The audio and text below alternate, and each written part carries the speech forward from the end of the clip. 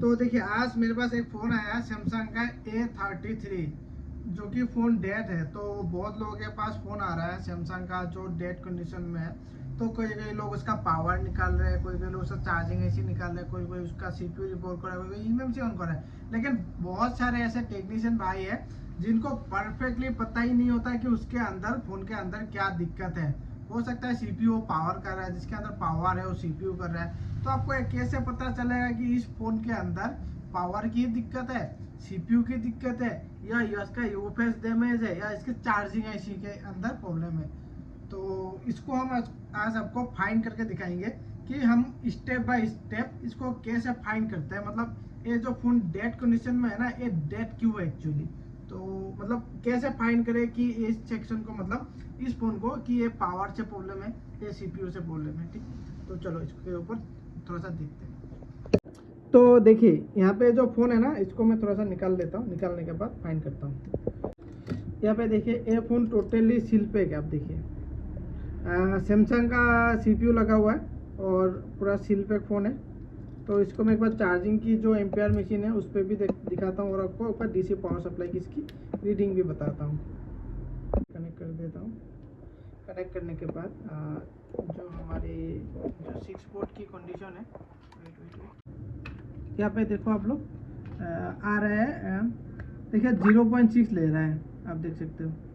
बस 0.6 पे रुका हुआ है। तो इस पॉइंट के हिसाब से हम नहीं चलेंगे, क्योंकि इसका जो पॉइंट है ना, तो हर एक फ़ोन के हिसाब से अलग अलग होता है। तो इस पॉइंट से हम नहीं चलेंगे। हम अपनी जो टेक्निक होती है उससे यूज़ करेंगे, मतलब जो स्कीमेटिक की जो पावर होती है उससे हम यूज़ करेंगे। तो एक बार आपको मैं DC पावर सप्लाई को भी रीडिंग दिखा देता हूँ कि DC पावर सप्लाई में रीडिंग कितना जा रहा है।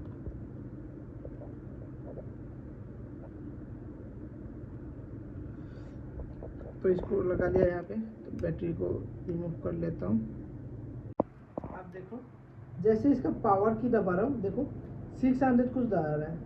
पावर की दबाया 600, पावर की छोड़ा 00, पावर की दबाया 600, पावर की छोड़ दिया 00। तो आप देखते हैं, मतलब इसको बोलते हैं हम हाई बूटिंग। इसको क्या बोलते हैं हम? High booting. तो हाई बूटिंग के केस में हम क्या, मतलब किसके ऊपर काम करेंगे? पावर, चार्जिंग, या CPU, या हमारे जो यूएफएस लगा हुआ यूएफएस के ऊपर। तो इसके अंदर ऐसा नहीं कि CPU की दिक्कत होगी, ऐसा भी नहीं कि पावर की दिक्कत होगी, ऐसा नहीं कि इम्यूनिटी।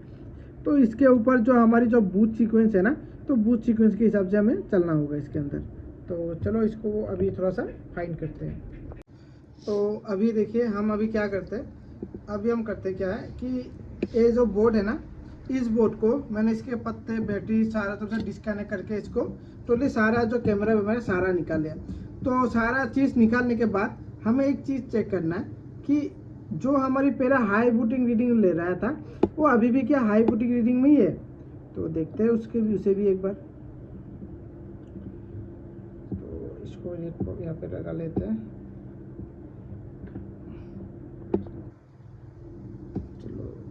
लगा लेता हूँ ब्लेड को, इसको यहाँ से लगा के। चलो 1 मिनट, इसको ग्राउंड ऐसे ले लेता हूँ।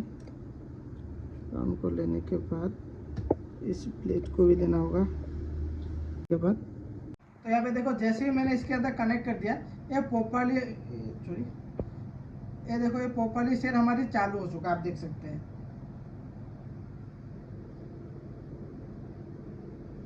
यहाँ पे देखिए हमारी जो फ़ोन है ना, वो टोटली चालू हो गया है। आप देखिए इस फ़ोन के अंदर जो दिक्कत है ना, या तो पत्ते में, या तो पत्ते में है, या तो सीसी बोर्ड में है, या तो इसका LCD डैमेज है, क्योंकि ये फ़ोन हाई बूटिंग में है। तो हम अभी कॉन्फर्म कैसे करें कि ये फ़ोन हमारी सीसी बोर्ड के अंदर है, या पत्ते के अंदर, या डिस्प्ले के अंदर है। ठीक, तो हमें अभी फिर से वही वाला स्टेप अपनाना है। सबसे पहले क्या स्टेप अपनाना है ना, मैं आपको दिखाता हूँ। देखो सबसे पहले आपको स्टेप लेना है, इसको कनेक्ट करना है। ठीक, इसको कनेक्ट करने के बाद हमें अपना जो LCD है ना उसको डिसकनेक्ट करना है। नीचे दिखाना, यहाँ पे नीचे देखो LCD लगा हुआ है, इसको मैं डिसकनेक्टिविटी करता हूँ। ठीक, तो फिर से मैं वही वाला जो प्रोसेस है अप्लाई करूँगा।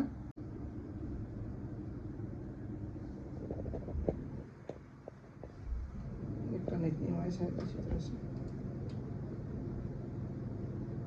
ये देखो हाई बूटिंग ले रहा है। आप देखते हैं हाई बूटिंग। जैसे ही मैं इसका कनेक्ट करता हूँ हाई बूटिंग, मतलब यहाँ पे दिखाना, देखो इसकी जो LCD फ्लैग्स है उसको मैंने निकाल के रखा हुआ है और लगा हुआ है हमारा CC बोर्ड। तो इसको भी मैं क्या करता हूँ कि रिमूव करता हूँ। तो अभी मैं बस LCD लगा के रखता हूँ इसके अंदर।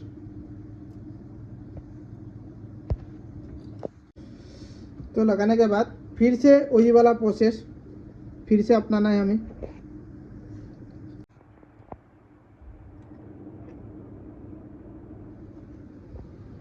यहाँ पे देखो फ़ोन हमारा चालू हो गया है। यहाँ पे देखिए फ़ोन हमारा कोई भी हाई बूटिंग नहीं है और परफेक्टली हमारी जो शेड है वो चालू हो चुका है, आप देख सकते हैं। देखिए तो इसका मतलब दिक्कत ये है कि इस फ़ोन के अंदर इसकी जो CC बोर्ड है, मतलब सब बोर्ड है, हमारी जो सब बोर्ड और डैमेज है। तो इसी सब बोर्ड के कारण ये फ़ोन हमारा ऑन नहीं हो रहा है और हाई बूटिंग भी ले रहा है। तो हमारे बहुत सारे टेक्नीशियन भाई हैं जो एक बार DC मशीन में चेक करके है ना, वो लोग सीधा IC में चले जाते हैं। तो उन लोगों को एक मैसेज है मेरे तरफ से कि सीधा आप IC पे काम ना करें, तो स्टेप बाय स्टेप इसे चेक करें। क्योंकि इसकी जो हाई बूटिंग है ना उसका भी कंसेप्ट बताता हूँ। उसकी हाई बूटिंग के कॉन्सेप्ट ये है कि कहीं ना कहीं जो वोल्टेज हो, जैसे बक वोल्टेज हो गया, उसी तरह से चाहिए जो LDO वोल्टेज होते हैं हमारे, तो वो LDO वोल्टेज होता है ना हमारे नीचे भी आता है। तो उसी कारण यहाँ पे कहीं ना कहीं हमारी शॉर्ट सर्किट हो चुका है। तो वही वाला LDO वोल्टेज हमारा क्या हो रहा है, यहाँ पे हाई बूट हो रहा है, मतलब जो बूटिंग है ना वो हाई हो रहा है। तो हमारा सेट ऑन नहीं हो रहा है। इस कारण अगर आप चार्जिंग में लगाओगे ना इसको ऐसे कनेक्ट करके, बैटरी को कनेक्ट करके, क्योंकि इसके अंदर बूट तो हाई हो रहा है, तो इसके अंदर जो पावर लगा हुआ है वो तो बहुत हीट होगा। हो सकता है हमारा CPU भी हीट हो बस। लेकिन हमारे फ़ोन के अंदर दिक्कत क्या होगा, हमारी जो सब बोर्ड है। तो इसी कारण मैं बस आप लोगों को यही बोलता, मतलब यही चीज़ बोलने के लिए आपको यहाँ पे वीडियो डाल रहा हूँ। क्योंकि डायरेक्ट सॉल्यूशन मत करो, थोड़ा सा अपना दिमाग लगाओ, अपना थोड़ा सा स्टेप अप्लाई करो। जैसे नॉर्मली छोटी छोटी स्टेप होता है उसको फॉलो करो, फिर आपकी जो फ़ोन है ना वो परफेक्टली बनेगी, मतलब बन के रेडी हो जाएगा। फिलहाल मेरे पास ये जो CC बोर्ड है ये स्टॉक नहीं है। तो फ़ोन तो चालू हो गया है, ठीक। तो आपको मैं दिखा भी देता हूँ एक बार चालू करके। इसको मैं निकल के रखा हुआ, चलो यहाँ पे देखो सैमसंग, यहाँ पे देखो सैमसंग, फ़ोन टोटली हमारा चालू हो चुका है, ठीक। बस यही बताने के लिए ये वाला वीडियो डाला है। क्योंकि आपके पास भी ये जो फ़ोन है ना आता है, तो आप इसी तरह से एक बार चेक करो और अपने फ़ोन को भी रिपेयर करो। और अगर ये वीडियो आपको अच्छा लगा है तो चैनल को सब्सक्राइब और लाइक ज़रूर कर कीजिए।